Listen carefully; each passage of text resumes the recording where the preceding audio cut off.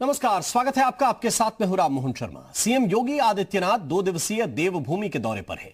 CM योगी उत्तराखंड के CM Trivendra Singh Rawat के साथ केदारनाथ धाम पहुंचे। सीएम योगी ने केदारनाथ पहुंचकर बाबा के दर्शन किए और फिर मुख्यमंत्री त्रिवेंद्र के साथ केदारनाथ धाम में चल रहे पुनर्निर्माण कार्यों को भी देखा। इस दौरान सीएम त्रिवेंद्र सिंह रावत ने सीएम योगी आदित्यनाथ को बताया कि किस तरह से विपरीत परिस्थितियों में भी केदारनाथ धाम में पुनर्निर्माण का काम तेजी से चल रहा है। इस मौके पर सीएम योगी ने कहा कि प्रधानमंत्री का अभिनंदन करता हूं, जिन्होंने इस पौराणिक महत्व के श्रद्धा के केंद्र के पुनरुद्धार की रूपरेखा तैयार कराई। आपको बता दें कि सीएम योगी और सीएम त्रिवेंद्र आज केदारनाथ में ही रुके हुए हैं और कल कपाट बंद होने के कार्यक्रम में शामिल होंगे। सुबह 4 बजे से 6 बजे तक कपाट बंद होने की विधि विधान के साथ पूजा होगी और फिर इसके बाद दोनों सीएम बद्रीनाथ धाम के लिए रवाना हो जाएंगे।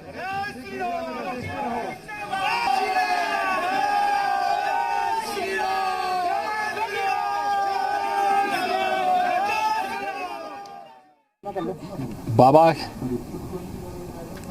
केदारनाथ जी का आदेश आया, हम उनके श्री चरणों में यहाँ पर आज दर्शनार्थ पहुँचे हैं। यद्यपि मुझे काफ़ी दिनों के बाद उत्तराखंड आने का और 11-12 वर्ष के बाद केदारनाथ जी के दर्शन करने का सौभाग्य प्राप्त हो रहा है।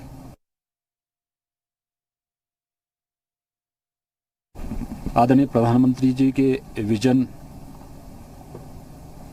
और यहाँ के लोकप्रिय मुख्यमंत्री जी के नेतृत्व में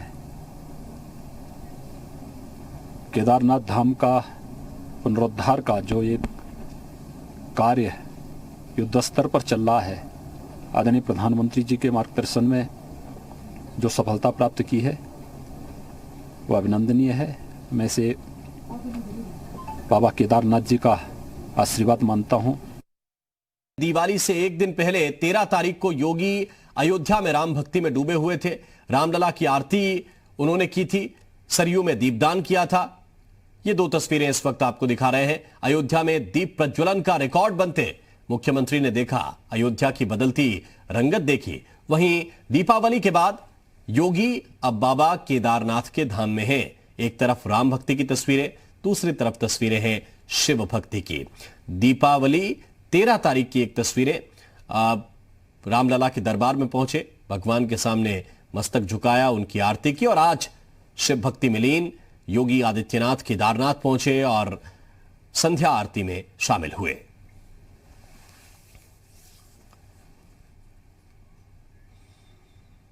और अब खुद मुख्यमंत्री योगी से सुनिए कि अचानक 2 दिन की केदारनाथ बद्रीनाथ यात्रा पर वो कैसे पहुंचे, कैसे ये कार्यक्रम बना और योगी बाबा केदारनाथ से क्या मांगने के लिए पहुंचे हैं।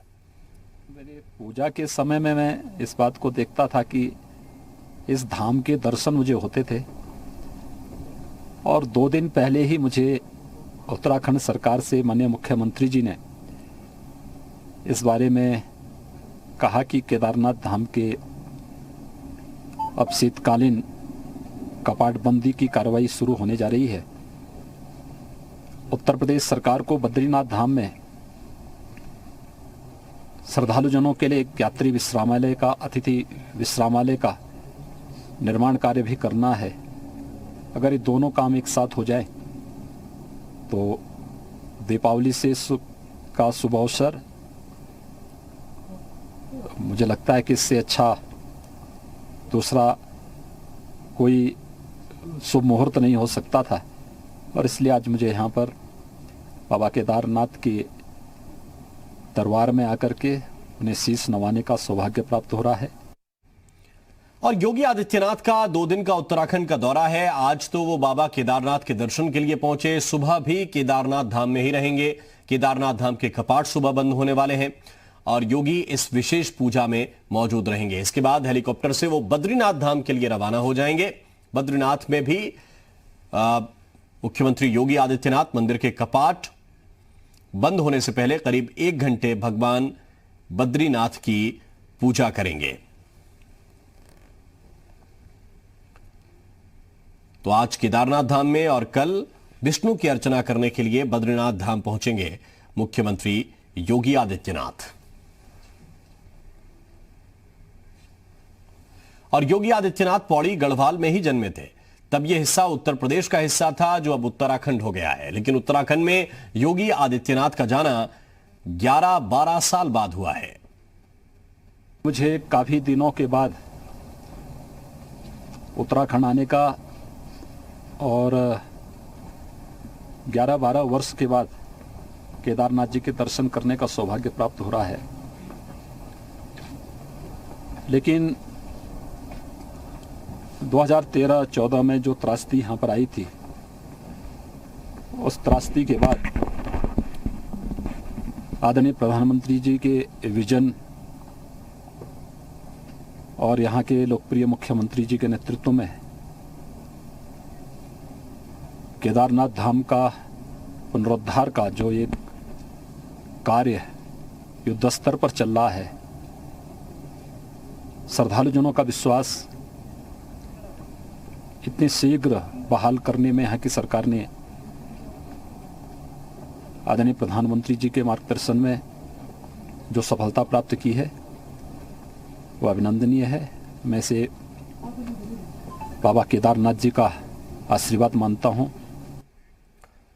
और इस वक्त दो सहयोगी जुड़ रहे हैं हमारे साथ। एक तरफ उत्तर प्रदेश की राजधानी से राहुल मिश्रा हमारे साथ जुड़े हुए हैं और दूसरी तरफ रामानुज हमारे साथ हैं, देहरादून से हमारे साथ जुड़ रहे हैं। पहले हम देहरादून चलते हैं। रामानुज, एक प्रश्न जो बहुत महत्वपूर्ण है, मुख्यमंत्री योगी आदित्यनाथ कह रहे हैं कि 10 से 11 साल के बाद उन्हें मौका मिला है कि वो केदारनाथ बाबा के दर्शन कर सकें। बहुत लोग उम्मीद करते हैं, हम ऐसी सर्दी में भी देख रहे हैं कि चोटियों पर बर्फ जमी है, सर्दी धीरे धीरे बढ़ती जा रही है, लेकिन श्रद्धालुओं की संख्या में कोई कमी नहीं है। आज हमने जॉली ग्रांट से लेकर और केदारनाथ तक की तस्वीरें देखी हैं। आप जरा हमें समझाइए कि क्या विशेष है योगी आदित्यनाथ के केदारनाथ और बद्रीनाथ दौरे में।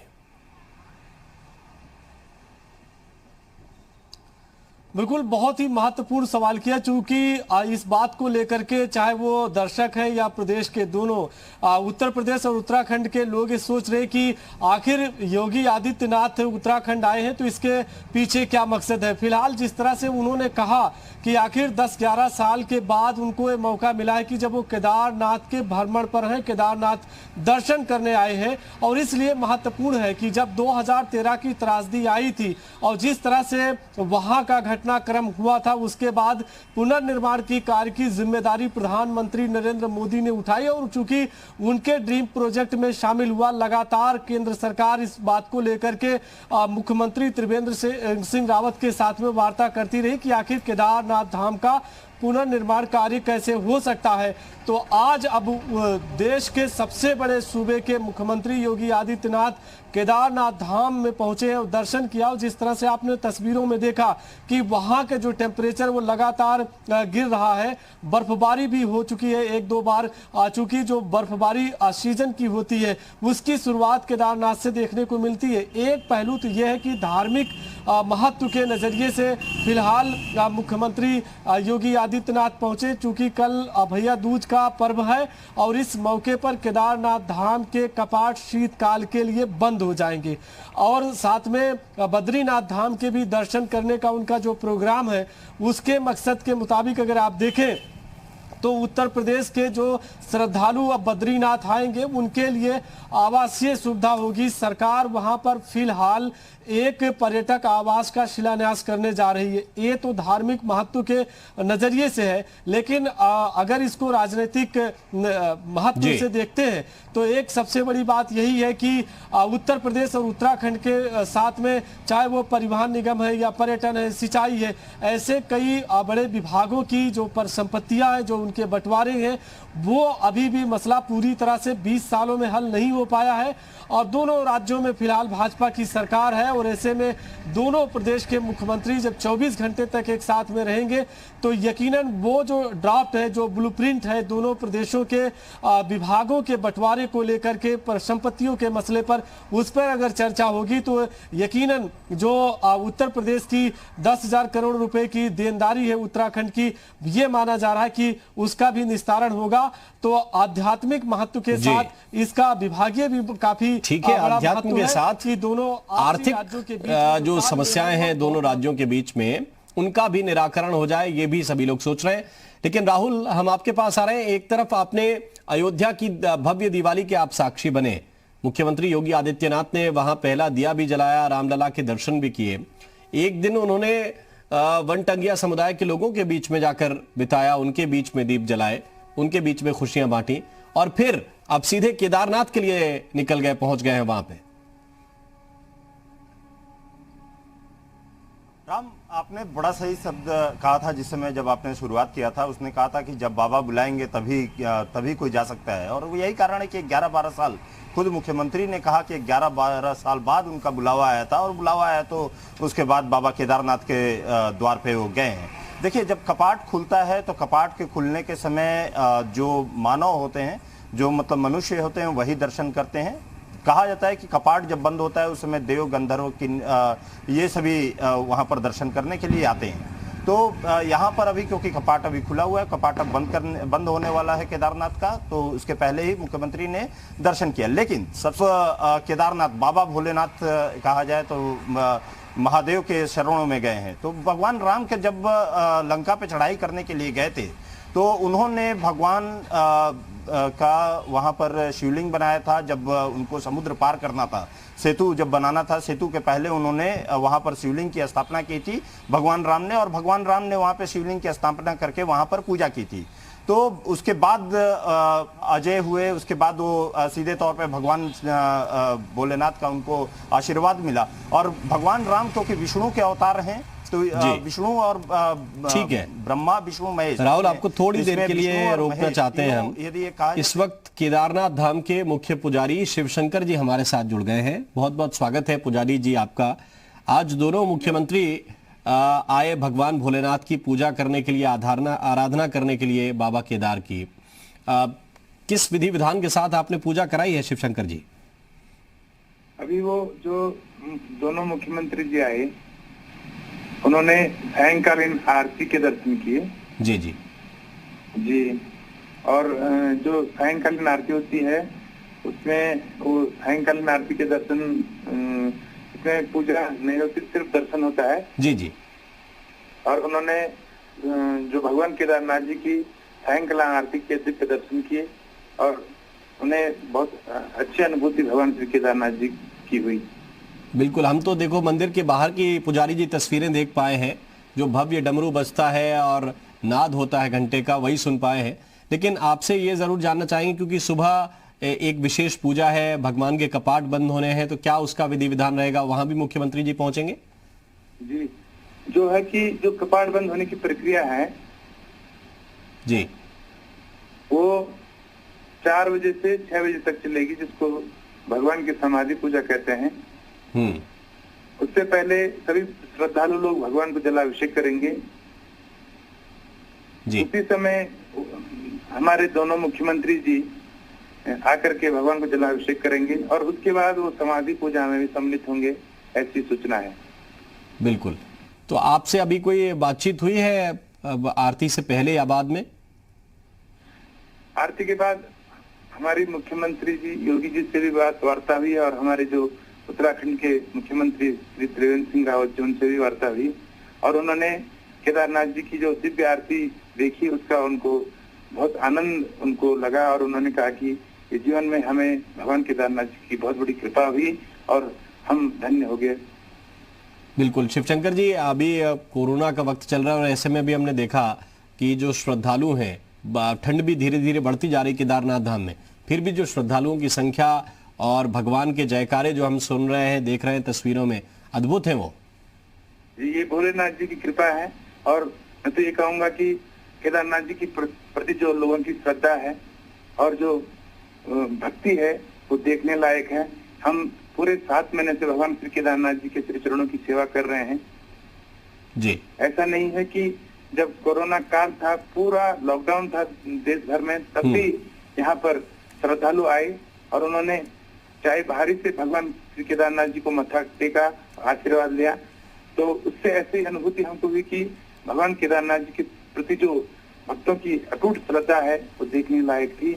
और हम भगवान श्री केदारनाथ जी से हमेशा उन भक्तों के कल्याण के लिए और विश्व के कल्याण के लिए प्रार्थना करते रहे। बहुत बहुत धन्यवाद पुजारी जी हमारे साथ जुड़ने के लिए। शिवशंकर जी हमारे साथ मुख्य पुजारी, वो बता रहे थे कि सुबह भी जो कार्यक्रम है उसमें भी दोनों मुख्यमंत्री पहुंचेंगे, ऐसी सूचना उन्हें मिली है। और विधि विधान के साथ जलाभिषेक भी मुख्यमंत्री योगी आदित्यनाथ और सीएम त्रिवेंद्र सिंह रावत करेंगे।